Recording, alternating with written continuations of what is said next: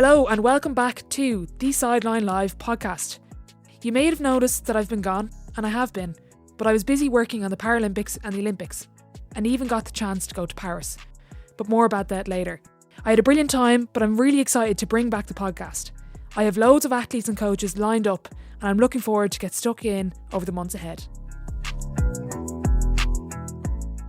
I'm Orla Keeling, and what I want to do is to go beyond the highlights and the big days to find out what it really takes to make it to the top of your game. I'm going to talk to people about their passion, their challenges, and the mindset that drives success.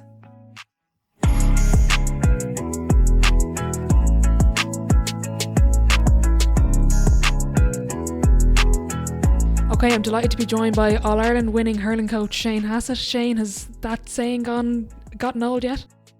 No, it's something definitely have to be proud of, and it'll always have a nice ring to it. So, yeah, delighted to be on again. Thanks for having me. Are you still celebrating, or have you died down the celebrations yet? No, I suppose we're just back from our holiday there last week or the week before last, so we got to go to America and got to spend a good bit of time together there and enjoy it for what it was. But I suppose the players they're probably going back training now this week, I think, and I suppose I'm not going back with them. I'm finishing up with the role there. So no, celebrating is all done now, and moving on to other things in life, I suppose. Give us an insight into what you're going to be doing next. So yeah, I'm going back into academia. I suppose I'm doing a full a PhD full time, so it's going to take up a lot of time. So pretty much going to be back in college every day for another 4 years. So in the field of biomechanics, sprinting biomechanics. So that's where my interest kind of lies. So I was lucky enough to be offered a PhD. Wow, because you have a background. Your background is strength and conditioning as well. Sports science, yeah. Sports science, yeah, okay. Yeah. And that was originally how you got involved with the Clare senior hurling team, wasn't it? Yeah, it would have been. It would have went in as kind of the S&C / sports scientist, if you want to call it that, about 4 years ago. So that was my original role, I suppose, and that progressed on over the years then into more of a coaching role or a hurling coaching role. So that's how I got involved originally, yeah. And how does that come about? How do you evolve from strength conditioning and sports science into coaching? Is it just, I'm interested in this, give me a chance? How does that come about? Yeah, I suppose like hurling is my sport anyway. It's what I would have played all along growing up. So obviously I would have had a good knowledge of the game, and from a strength and conditioning point of view, I suppose from the conditioning point of view more so on the field, I like to do kind of a lot of conditioning with the ball. So by playing games, let's say, or small-sided games or whatever. Obviously there's an element of having to do a bit of running on your own without the ball as well sometimes. But I suppose the Brian, the manager, and the other selectors there would have said, look, this lad's able to do I suppose, be able to coach what we want him to do. And so just you're dealing with big numbers then as well. Like the other coach that was with me at the time, Sean, like he was an unbelievable player for Galway back in the day, and a very, very good coach as well. And like the panels kind of grew very quickly, and even when you have training panels, you could have big numbers up well into 40s in training panels before they make their final panel. But that would always involve two coaches, so you normally have to split up the group. There's no other way of doing it really. You just have to break the group into either two or break them into different groups, so that it's easier to work with. So yeah, after 2 years of doing the S&C, I suppose, in the sports science, just naturally I kind of fell into the hurling coaching role as well. So then there was two of us able to do just focus on hurling coaching, and they got in another S&C coach then to replace me. So a natural involvement, I suppose. Yeah, I kind of guessed that as well, and you were obviously on before and spoke about it, but I actually was speaking to a coach before. It was more of a football context than hurling, but I was saying, I think fitness, it's good to do with the ball, it also makes it more enjoyable. You don't feel like you're running as much, maybe from a psychological point of view. I think maybe I'm just being lazy and saying that for my own training, but they had made a point. They said, well, when you think about it, you actually do more running without the ball. And that's why we should be running more without the ball. What's your take on it from a strength and conditioning background? Yeah, it makes a lot of sense. Definitely does. Like if you think about the game of hurling, I suppose your top players in any given game of 70 minutes, let's say, you're talking maybe somewhere between 15 and 20 possessions of the ball. So you don't really have the ball a whole length of time. But I suppose running with the hurley as well is, it's something that's not a lot of other sports you have.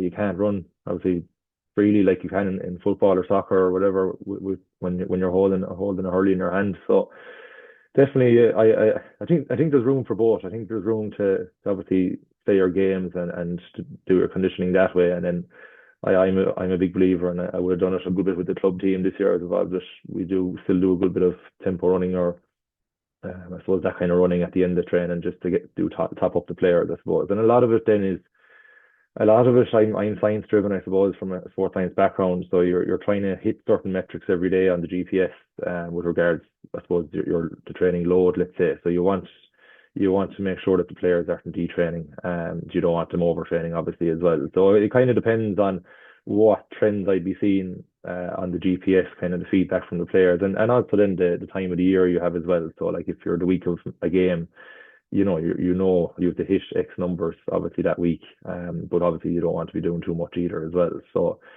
yeah, a lot of it is kind of data driven.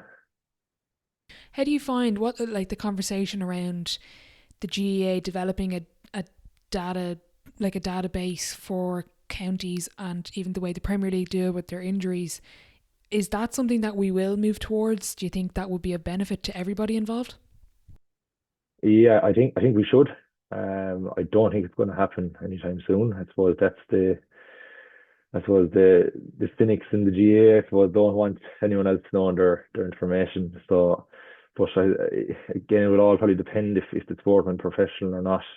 Like I see some of my colleagues in UL who are doing PhDs they're involved in the Irish rugby surveillance one, and some of the information that they're producing when it comes to injuries there it's unbelievable to see it and read it, and obviously to have access to it.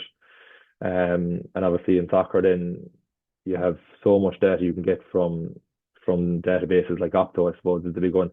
And it's great to see, but obviously there has to be full. I suppose everyone has to buy into it, or else nobody's going to buy into it. So all it'll take is kind of one team to not provide their data, and that just means no one else will as well. But I think it would be a good move. I just don't know how it would be. I don't know how it would be managed, or they'd have to get somebody to kind of oversee all of it. And it is something that I think it's kind of happening in county setups where, you have your athletic development, high performance coach or whatever you want to call them, and they're kind of overseeing maybe everything from senior down along to the underage squads, with regards even what exercises they're doing in the gym, how they're progressing over the years. They might be taking their I suppose their heights, and I suppose monitoring different tests over the years to make sure that when that player gets to the senior level, that they can progress onto the senior team. And that happens in counties. But can we bring all the counties together and have some sort of database? I just don't know. Yeah, that is definitely a challenge. When we're talking about kind of reviewing data, at the end of a season as a coach, do you do your own review away from the team or with the management team? Does a review happen even when you win the All-Ireland? Talk us through a bit of that.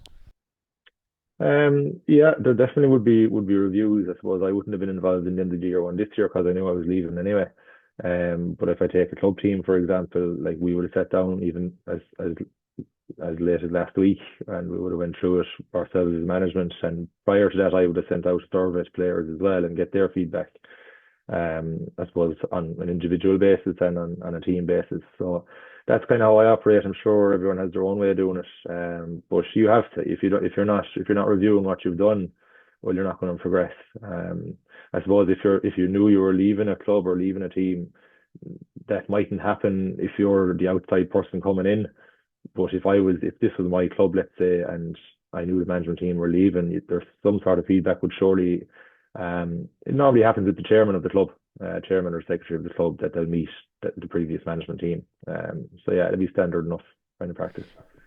How did you find it during the year when you knew you were leaving? Did it increase the stakes for you from a personal point of view? Did it change the way you went about it with the year, knowing that 2024 was your last year involved? Yeah, I suppose in the back of my head, I was probably saying it anyway, that I didn't know if I was going to be able to go any longer. But I suppose I didn't get offered then the PhD until somewhere in the middle of the year. It was I'd say just before the start of the Munster Championship. So it wasn't confirmed until maybe then. And I found I was more energized, I'd say, knowing that the end was coming basically, but I was more energized going to training, or even the effort I was putting in behind the scenes with regards to opposition analysis and just other things like that in preparation for playing teams. That definitely improved once I knew I was going to be finishing up. So basically, thrown everything at it as best as I could, and thankfully got to where we wanted to get to. And does that conversation with Brian happen at the end of the year? Do you tell him during the year? What way did you manage that? Yeah, no, I would have said it to him during the year when I got offered. Because that was part of the conversation with the PhD supervisors as well. Was that this is going to be fairly full on, and you're probably going to have to leave a full-time job. So as it happened, I was actually working for the Clare County Board as well, in kind of an administration side of things. So that conversation I had to have that conversation anyway. So it was, because it was my full time job during the day, I suppose, as well as the coaching. So. And how do you find, even when you're working in GAA and then coaching, how do you find balancing it all? And even, like, I'm not even talking about time and obviously being places, but even that mental and that headspace of it all, how do you balance being a senior intercounty coach with everything else that goes on in everyday life? It's all I kind of really know, I suppose. Number one, that it's like where I come from, you have the GA club, and that's pretty much it. We don't have any other sports in our parish. So GA, I suppose, it was a big part of my life, and always was, up until now, and still is, obviously. So when you're interested in it, I think it makes it easier. So like, obviously the coaching side of it is one thing, but seeing how things run and the executive side, and from a club or a county point of view, the county board, for example, just to see how things operate there, it opens your eyes to I suppose, things that you wouldn't even think about as a coach. I think people don't appreciate the level of volunteerism that goes on at that level as well, on different boards, different committees, trying to basically make sure everyone is pulling in the right direction. And at the end of the day, why do we play? Everyone plays to win at the end of the day. So you're trying to hope that everything is done in the right way possible. So it was interesting to see that. I definitely do think I left that role, the administration role, in, I think, the week before the Munster Championship. No, sorry, the week of the Munster final. Sorry. And I found from then until the end of the year, I was able to devote an awful lot more time into, I suppose, the coaching side of things. So definitely there was a balance being kind of struck there, I suppose, or there was a balance between the coaching and the administration. It's only now I can kind of say, oh, maybe I could have actually put more time into the coaching if I wasn't doing that side of it full time as well. So it was tricky.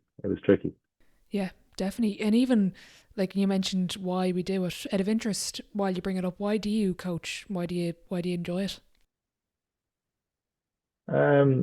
You coach to make players better. I suppose when you see a player, whatever about the team winning, I think, because people have to realize not everyone can win. If everyone could win, everyone would become coaches. It's when you see a player, or a couple of players that you might have had as a little project for yourself to say, right, I need to get the best out of this guy, or let's try and find this guy's best position, or so when you see little wins like that appearing, or a player might have a good day, or they might have a good year, or they might be coming back from injury, that's that's the love you get for coaching. Like, even, for example, I was out in my own club there a couple of weeks ago, just doing a session with our under 13s and under 15s and 17s, kind of done a speed session with them for one evening, and then I got such a buzz out of that, because you can see the young players improving in their running mechanics that night, and they'll go away now hopefully having learned something from that. So it's when you see improvement in a player, I think that's the big thrill about coaching. That was something that came up. I was at the GA coaching conference, and David Sharkey spoke at it, and I've had him on the podcast and get on well with David, and he was saying he had kind of given an F1 example of it, but he was like, find the feeling, or recognize the feeling that keeps you in it. And it's like, what's the buzz that you get from what you do? And if that was gone, you wouldn't do it anymore. It's kind of hard to articulate what he was saying, and he articulated much better than I just have as well, Shane. But it was like the buzz that you're getting from the improvement. If that wasn't there, then I get a sense that you wouldn't coach. No, no, I don't think you would, and I think you'll know that as well. Like I'm obviously still very young when it comes to coaching, so I have the energy for it at the minute. But it definitely will happen, and it does happen that there will come a time when you're not going home from training with that buzz. And you will recognize that, and people will recognize that, and that's when you need to take a break for a year or take a break for a couple of years. But I think anyone that's involved in any sport, when they know when that happens, and that's the time to step away. And the same as a player, I just stopped getting the thrill as a player. I just wasn't enjoying it. As much as I still love to play, and I'm still young enough to be playing, I just wasn't getting that same enjoyment as I thought I should be getting, or maybe that for the amount of time you put into being on a team. It's a lot of time and a lot of driving, I suppose, for me, because I'm 45-50 minutes from home where I'm from here. And just when you're putting in that much time and maybe not seeing the rewards or getting the results that you wanted, I knew it was time to maybe stop playing at a high level, or the highest level I was playing at anyway. And I'm still getting that from coaching, so I think I'll keep coaching for another while. Yeah, I haven't retired you just yet. When we talk about the emotion and managing emotions, and when you're in the cauldron that is Thurles on county final day, or Munster final day, sorry, also county final day as well, but then Croke Park and All Ireland semi-final, final. How do you separate yourself from the emotion? Can you do that? Take us into that. Yeah, it's something I got very good at, I suppose, very quickly. So I'd be pretty cool and collected, I suppose, on the day of a game. And also maybe that helps because I'm not from Clare. As a Tipperary man, it was nearly easier to sit down and be relaxed in a game. Um, so yeah, what I would do, and I suppose what the rest of the management team, we would kind of go back up a number of rows back up into the stand, so where you get a better kind of vantage point, I suppose, for watching the game. And then we all kind of have our roles. I'd be keeping an eye on, I might have the iPad with maybe live stats or things like that, or we might be watching back. We might have a lap or an iPad there. We might be watching back the game from 20 seconds ago, let's say, if we missed something or if we thought we missed something. Or then one of the other selectors then will go down and relay the messages down to Brian as well. And I'd be mic'd up to the stats guys as well, and then you'd be mic'd to the manager. And again, if there was something important that we saw. So you kind of have to keep a cool head. Some people are better than others at it, and they know who they are. But on all teams, and again, I'm different when I'm on the sideline. When I'm down on the sideline, say with the club, I'd be getting heavily involved in encouraging our own players, and you're really getting into the game. You're nearly pucking every ball with the rest of them. But it depends on what your role is. Once you know what your role is on match day, I think your level of emotion can adapt to that. So if I need to bring high energy down to the sideline, I'll do that. Whereas if I need to be cool, calm, and collected up in the stand and watching everything that's moving out there, I'll do that as well. And I think everyone kind of knows, once they know their role, just role clarification there is the main thing. Yeah, and it goes probably back to the team as well and the individuals on the pitch. I remember during the summer with a job I had, I was down in a certain stadium with two managers. Neither, like, they weren't from Clare, but I remember one set of management was just the manager on the sideline was, he could have been waiting for a bus. He was that relaxed, and then the other manager was nearly hitting every puck of the ball with the players, like, and it just gave a perspective that it's just very different for everybody. And even the role clarification, like, would that have changed in any setup? Does that change with every match? Is that something that depends on the manager, or even your personalities that kind of align with that? Probably depends on the team. Like, some players will respond very well to verbal encouragement, as the match is going on. Some players don't. Some players are able to play the game without that. So I don't know if don't think the roles would change a whole pile throughout the year. I suppose over the years they might have changed. When you're getting access to more technology, or you might be getting access to, say, for example, our stats. This year's stats team, we had a really, really interactive live dashboard where you can see, I suppose, a number of things that are important to us when we're analysing a game. So if someone has to be able to watch that as well, and when you're looking at that, you're not really seeing the game either. You're seeing the game a different way.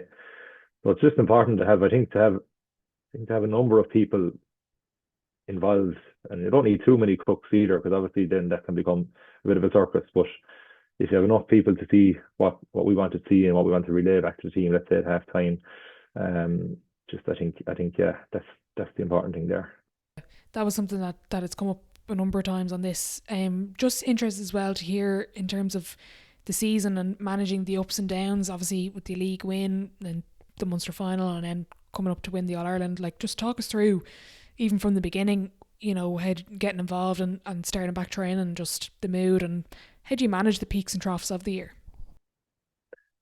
Yeah, this year was funny. I suppose I'd nearly go as far as saying this year we probably weren't as consistent maybe in our games. Obviously in the league we played a lot of different teams. Suppose we played Cork at home, Kilkenny at home, went away to Offaly. But the big thing I think was this year was we used an awful lot more players. So a lot more younger players and players from the wider panel got to play games in the league. And obviously when you go on and we won the league, then that was brilliant because we were using new players that hadn't been exposed to maybe starting team over the last 2 years. So you're starting to build the panel and build a squad. And obviously, just to fast forward, then when you go to extra time in an All-Ireland final and you look at the players that had to come off the field because of either injury or fatigue or whatever, and you see the players that actually finished that game, a lot of them were the guys that were playing in the league. But I think overall we probably weren't as consistent, and definitely in the Munster Championship, like the league definitely took something out of us, whether we like that or not. It did. 2 weeks later, after the league final, we played Limerick, went well ahead at one stage, and then collapsed big time and lost for a finish. Had to go down then and beat Cork in Cork, and done so again, a huge bounce and a huge high after that. We thought we were back on track. That there was just a bit of a 15-minute blip against Limerick. Then we had, I think, a 3-week break and played Waterford. And again, just about got over the line there, a bounce of a ball. We got a 65 at the end to win the game by a point. And then probably struggled to beat Tip. Tip were gone at this stage and they were playing for a lot of pride. But again, we struggled to really put them away that day, and we wouldn't have been probably happy with our performance. So I ended up in a Munster final, and as much as we always thought that we were able to beat Limerick, we'd done it once maybe before, and we'd gone toe to toe with them. We were given another eye opener in the Munster final. We were well below par, and I think that probably focused the minds a good bit. And again, it was probably well kind of known that we would have taken a full week off after the Munster final, where there was no context whatsoever, because literally a week after that again, or 2 weeks after the Munster final, we were down to play Wexford. But we knew something had to change. We just needed to freshen up. It was such a long year up until then. As I said, like, we went all the way with the league, so there was no real break between the league and the championship. So we had to do something. We gave them the week off, and it worked a treat. Now again, people will argue Wexford got a red card early in that game, and you just wouldn't know what would have happened if it was 15 aside for the whole game. But then, having beaten Kilkenny, we'd bet Kilkenny in the league and in the league final. So we'd beaten them twice. And I suppose, given the fact that they had beaten us well the year prior to last year, so they'd beaten us in the last two semi-finals, the fact that we'd actually beaten them in, I suppose, a significant game like the league final gave us confidence going up. That's right, we can actually go and beat them. And I think when we bet Kilkenny, then we knew we were going to have a great chance in the final, regardless of who we were playing. So it was a funny year. Definitely highs, definitely then lows, and lows can be hard to, like you go and you might struggle to beat a team who you think, oh, we should be beating these by a bit more, or else you might perform well, but yeah, we definitely responded, I suppose, was the term that we always would have said that we do. So if we had a bad day, or if we didn't have a performance like we wanted, we responded pretty well the next day, which was important. Where did the week off and that awareness come from, just out of interest? Because naturally we think, especially with the split season, and I think you just gave us an insight there into how condensed things are compared to what it used to be. Where did that come from? And obviously like it obviously gave you what a bounce, and having that week off of literally there was no contact for a whole week. Yeah, I suppose experience was probably the big one. I think in 2022, so the Munster final in Thurles, they went to extra time. I suppose, from my point of view, I was involved in monitoring the load of the players that time, and my advice was to give them off until the Thursday that time. But then obviously the players were so disappointed, having got so close, that they wanted to go back training on the Tuesday, and we went with the players.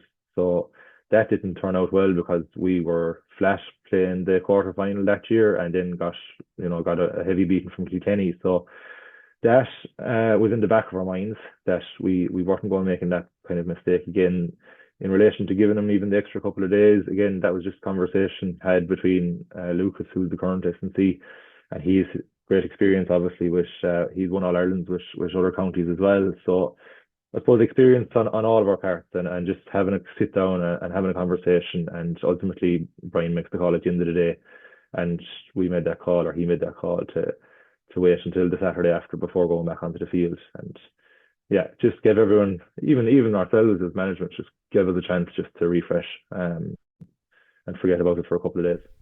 What did he bring to the setup joining this year? You mentioned there having experience winning, All Ireland titles with other groups. What did he bring, as well as obviously the expertise from the strength and conditioning side, but even that experience? What do you feel he brought to the group?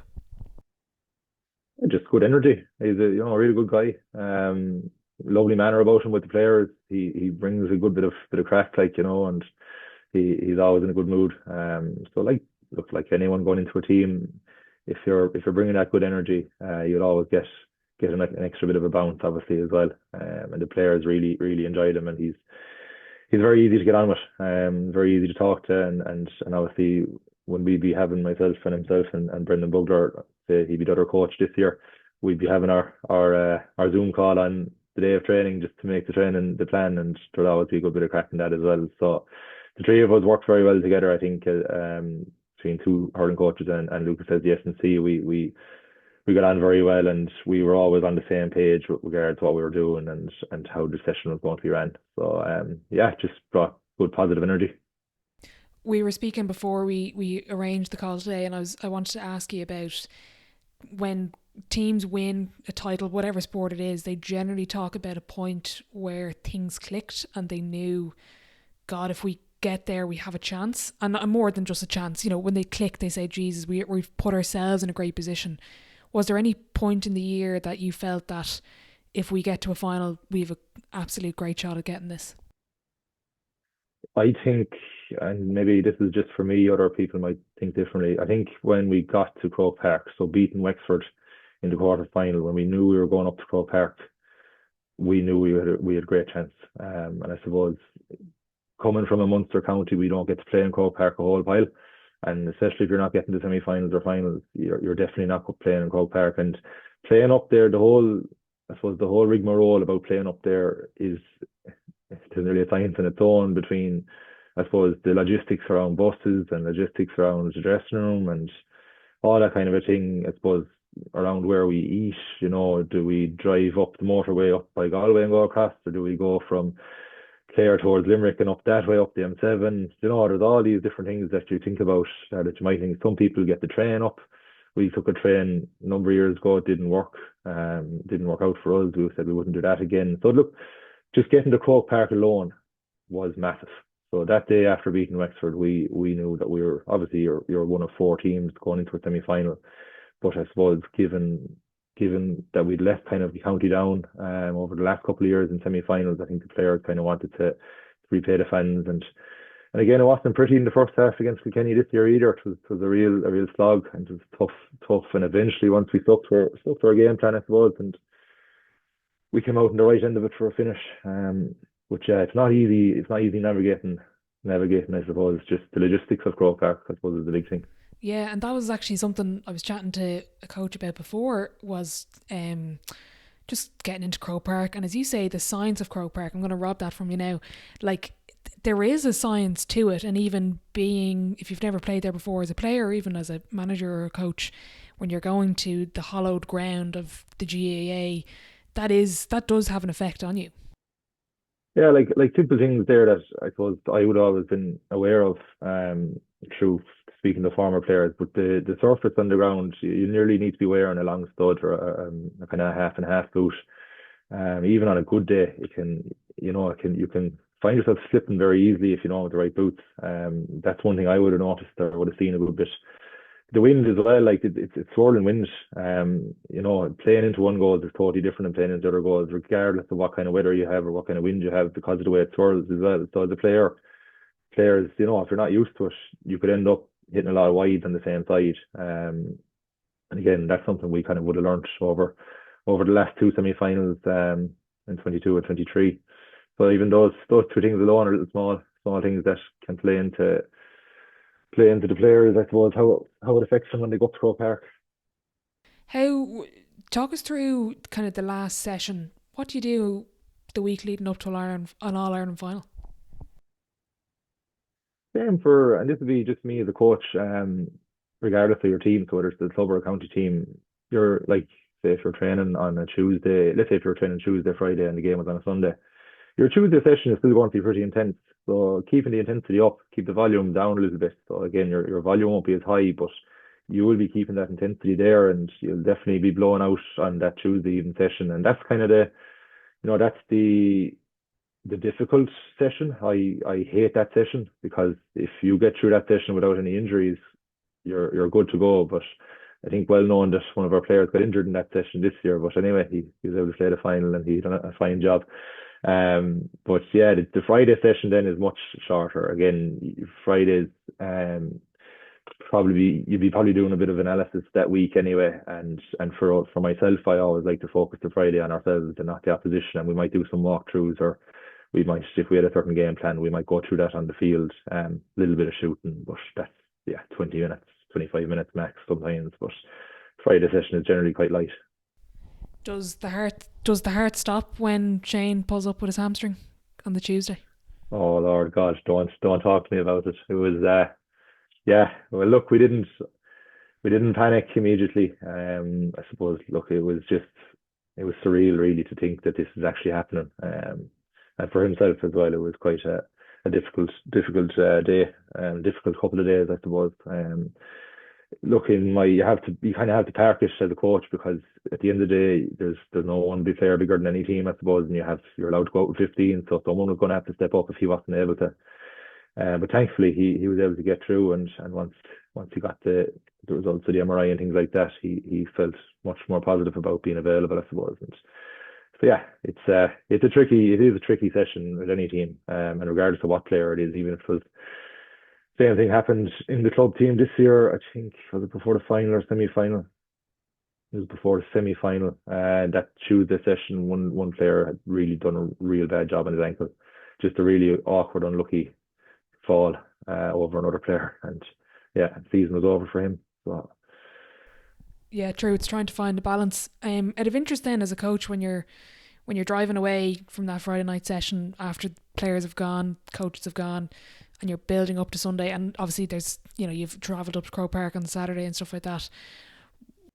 What's it like? Like, is it emotional? Is it like you've kind of a sense of, I'm technically no longer in control, it's up to them to go and do it on the pitch, and I might get one or two adjustments? How did you find that?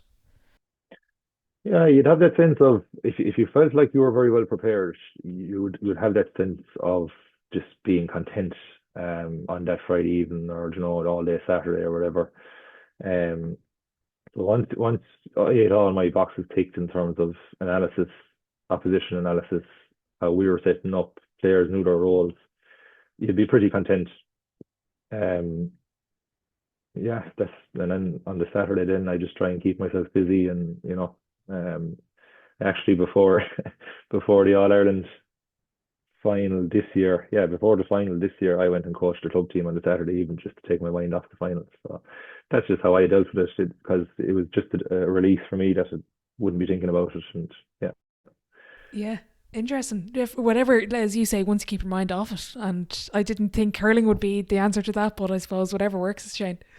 Yeah, that was one thing I always kept saying, because people would be saying to me, "Oh, you're going to burn out, or you're going to be, you're how do you find struggling nearly gone every night of the week?" And I actually find one actually complemented the other big time, because it was like going to the club team was nearly like a break, because it was just an awful lot less pressure, let's say, than the intercounty level.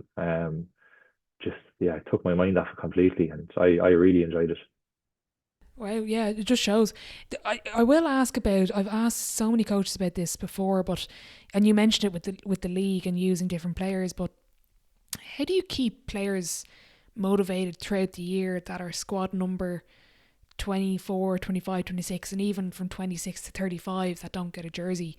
How do you keep them engaged? And someone said to me before, when I was actually a player at the time, and she was like, I was a sub and I wasn't even getting a jersey. That's the level I was at. And she was like, I was just happy to be there. And she pulled me aside and she was like, you can't be happy to be here.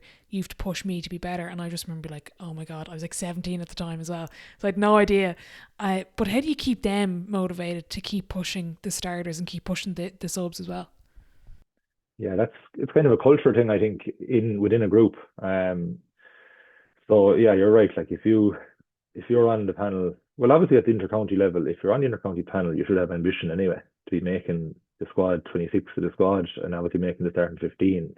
So I don't think there would be anyone on that panel who wouldn't be trying to push everyone else.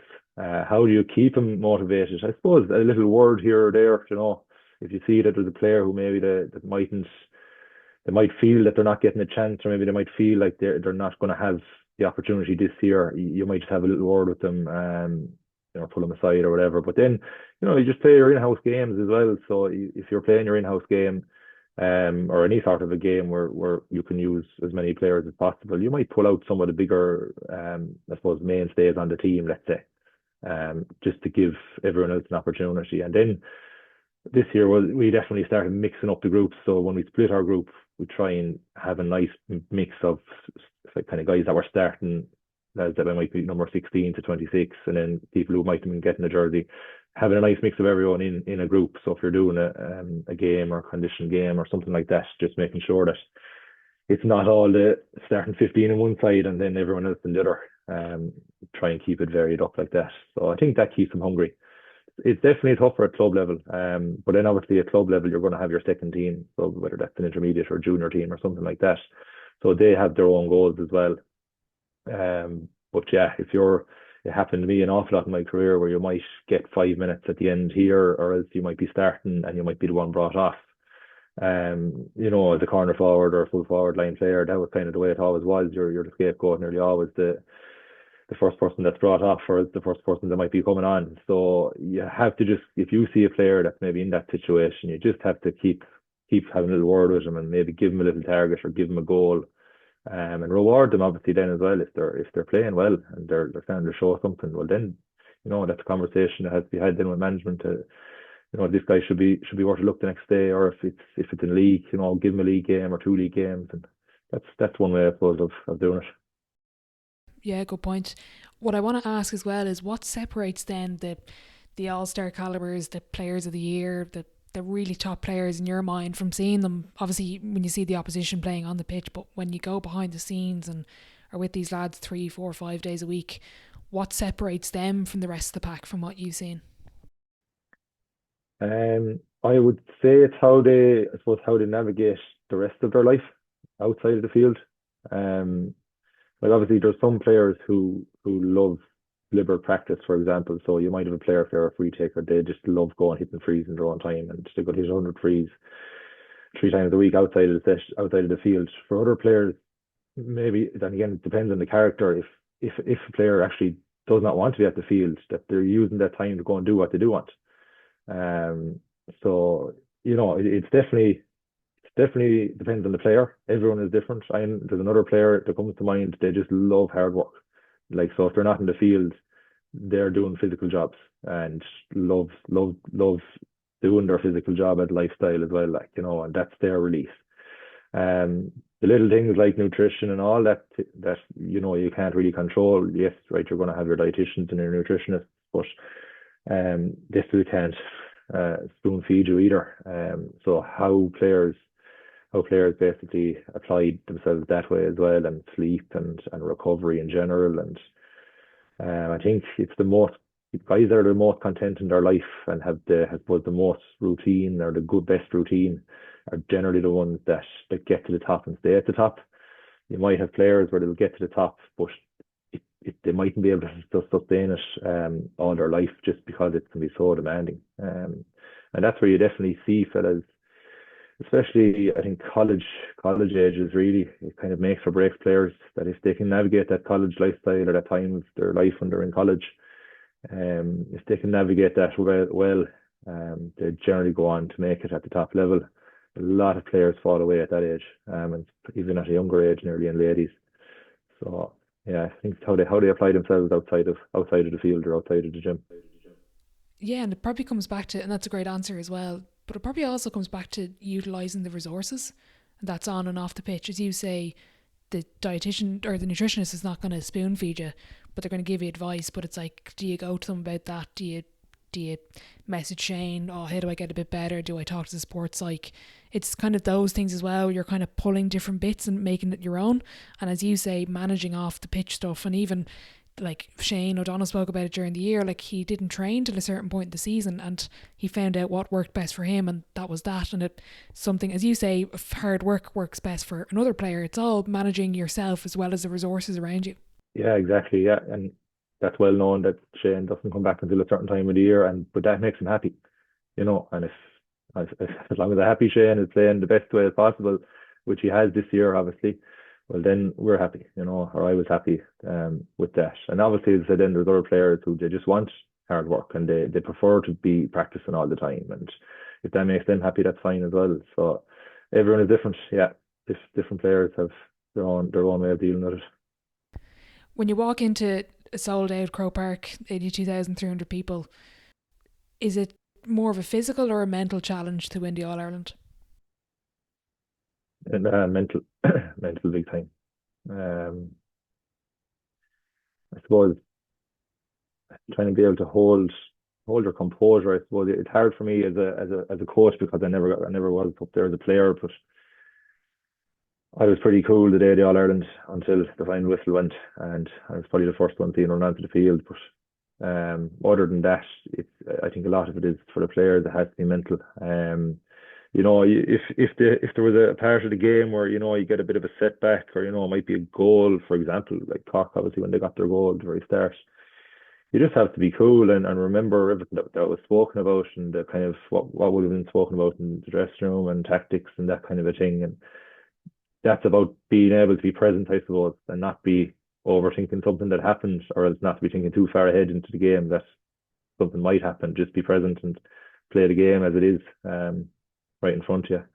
So yeah, I think that's definitely has to be a mental thing for players, and obviously the world of sports psychology as well is always improving, and it's definitely something that I know some players really enjoy it, and they wouldn't not to do without it nearly, and then other players they just don't use it, and that's their way of doing things as well. So What was your thoughts on, after experiencing it as well, extra time in an All Ireland final? Should it be a replay? And how did you actually manage extra time going into that after such a battle and then having to turn around and keep going on the day? just to answer the first question, should it be a replay? I suppose when you're there on the day, whether you win or lose in extra time, so obviously this year there was extra time, we knew that. I was still happier that game that the season was over than not having to worry about another 2 or 3 weeks of training. Because you're going up to such a high the day of an All Ireland final, the day of any game, to be honest, you're getting up to such a high that coming back down to try and get back up again can be quite hard. So I was happy that was just over. Obviously delighted that we won it, but just the fact that the whole occasion was over, because obviously you're going to have, for the final, you would have had the banquet, kind of, you have all these other things around it afterwards, that would all be scrapped, kind of, and you have to go again, and you're back down training on the Wednesday evening or whatever. So I like the idea of it finishing on the day. Do I think it's the right way to finish a game? I don't know that yet. But just as a coach on the day, I was delighted that the season was over there and then on that day. Just the second part of it, how do we navigate it? A lot of it was because we had a number of players with knocks obviously that day, and kind of lads, some lads were cramping, and it was an energy tapping 70 minutes before it. So it was kind of the case of asking players, how are they feeling? Are you going to be able to go back on? How much more can you give us? So in fairness, this is really where the one thing I was very happy with the players was the ones who actually could not give any more just put their hand up and said, look, I physically can't. I'm going to cramp here straight away, or so it was next man up basically, and went in, picked the team, called out the team wrong. I think the first time we were that was my fault, but anyway, we figured it out, and yeah, we just got 15 players back out onto the field, and then had our next set of subs ready to go. Whoever was going to be needed was ready to go. And in fairness, as I said, like the amount of guys that played in the normal time and extra time, there were so many different players used that day. And I keep going back to using all those players in the league, because they would have been, I suppose they would have got good experience playing in the league, especially the younger guys. David Clifford had a great line before, I think it was last year. He said, the highs are high, but they're not as low as the lows, or something along the lines of that. Is that from now winning an All Ireland to, comparing it to losses and low days? Do the highs outweigh the lows? No, the lows are definitely worse. Definitely worse. Yeah, I don't take defeat very well at all. So yeah, it's tough.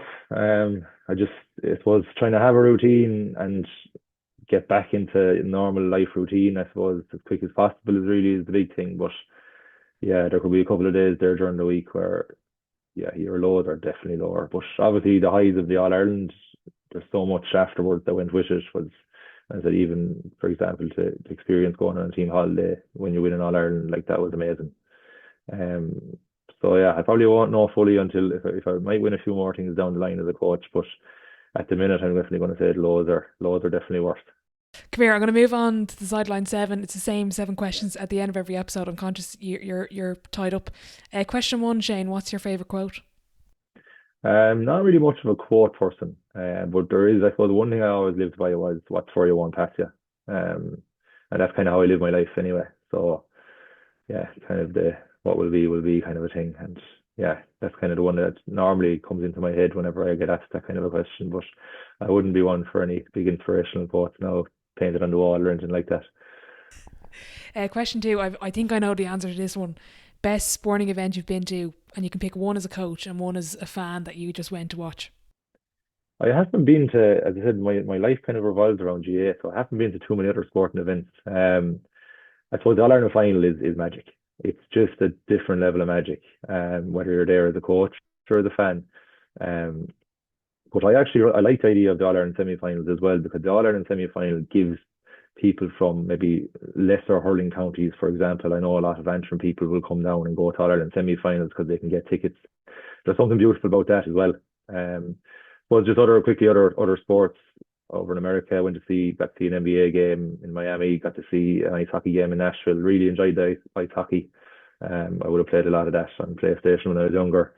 Um, I'm a fan of horse racing as well, so I've gone to a couple of different meetings in horse racing, and the Galway races is one that kind of to try and get to most years. So yeah, been there the last 2 years as well, and just enjoy that day out. Yeah, very good. And that's a great point about the semi-finals as well. It reminds me of the ladies football finals as well, that go every year, obviously involved in ladies football. But it's really nice seeing other people from other counties that aren't involved just going down for the day and watching it. So that's a really nice point made about the semi-finals. Question 3, Shane, biggest setback or challenge so far in your career, and how did you react to it? I'm going to kind of go through very quickly. I suppose it's a huge challenge working with so many people. So when you have a backroom team of however many, and then you have a panel of X amount of players, trying to work with everyone and everyone kind of row on the same boat can be difficult at times. And that's where obviously the kind of the communication and people knowing their roles and that is difficult. That is definitely a challenge, and it always will be a challenge for any coach. The other one for me, I suppose, staying healthy is a big thing. Like, so this year is the first year where I properly didn't really play. I came on for a couple of minutes in one of our games at the club at home, but because I was coaching another team and we were in the same group as my own club. So I really wasn't playing at home this year much at all. So just trying to stay healthy and fit. You wouldn't be long putting up a few pounds. So I'm already looking forward to January so that I can try and get into a proper routine and get back doing some bit of fitness, whether it is running. I go to the gym 3 or 4 days of the week. But that is a challenge on its own. Unless I get there in the morning time at 6:30, I don't get there that day. Very simply because you're gone in the evening or most evenings. So that is a challenge as well. Yeah, big time. And that is probably an underestimated challenge of coaching and getting involved, where I realised as well, I was like, God, I haven't paid attention to my own game.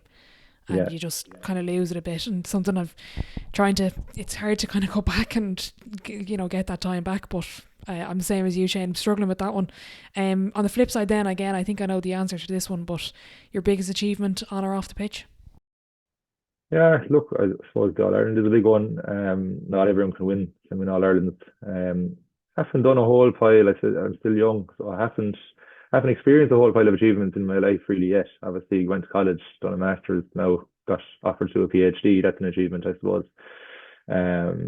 So yeah, hopefully a lot more to come maybe in the next 10 years.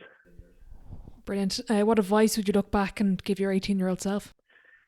Yeah, as a player, would have been at a decent standard at county minor level. Let's say I'd love to have, I suppose, applied myself better and taken my own game an awful lot more serious, and my own training and my own diet an awful lot more serious when I was younger. Obviously, if I didn't know what I know now, maybe it would have been easier to do. Or just yeah, so it's all about if I knew how to apply myself correctly back then, maybe I would have went on and done better things as a player, but didn't work out that way. But that's kind of what the advice I give. Yeah. Very good. Who would be your dream dinner guest and why? I don't really sit down and eat dinner. I'm always on the go. So I was thinking about this a good bit. So I suppose I'll cheat and I'll maybe pull one or two people from all my favourite interests. So I'm Man United supporter, so Roy Keane is definitely coming. Munster rugby supporter. I think I'd go with Ron O'Gara. I like the way he thinks. I like the way he's articulate in his thought process. He's pretty good with his time to the media as well. I suppose on News Talk there is where I'd see a lot of him. That's two cocktails. Too many nearly already. So I better try and balance it out. My favourite hurler growing up was Joe Canning. And then I'd like to have some sort of a comedian or two. So maybe Pat Short from Tipperary and Tommy Tiernan. I think that'd be a nice balance around the table. No, just saying, will you be selling tickets to this dinner party? That's an unreal lineup. Yeah, I know. Look, I don't think it'll ever happen, but yeah, as I said, I don't even sit down myself to eat dinner much, so I don't think it'll be happening. But yeah, very good. It would be interesting to see. It would. I know. Did you get tickets to Roy Keane? And he's going down to Cork next year, isn't he? I'm not sure. I think he's doing maybe it's in England. He's doing some live sit down event. I think it's sold out. Oh, anyway, maybe the one that they're doing. Yeah. Yeah, that's the one I'm thinking of. Shane, final question before I let you go. If your life was a book, what chapter would this be called? Probably, I suppose, I'm kind of working in 4 year blocks as it is. So this next 4 years now are going to be kind of fully focused around the PhD. A little bit of club coaching as well on the side, but well, yeah, the PhD years or something like that is what I'd probably call this one. Just starting it though. Yeah. Yeah, brilliant. And Shane, look, best of luck with it and everything else. And thanks, Minnie, for your time again. Much appreciated. Great. Thanks very much, Orla.